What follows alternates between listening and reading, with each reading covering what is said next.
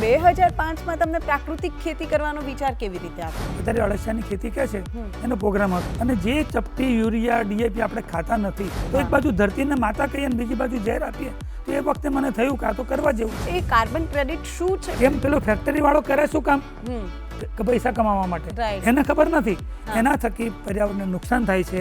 ખેડૂત શું કરવા કરશે તો પૈસા માટે, પણ એને બાય પ્રોડક્ટ તરીકે જાણે અજાણે એના થકી પર્યાવરણને ફાયદો થઈ ગયો અને એ જે ફાયદો અપાવવાની જે કામગીરી છે ને આખી પ્રોસેસ એને અમે કાર્બન ક્રેડિટ કહીએ છીએ.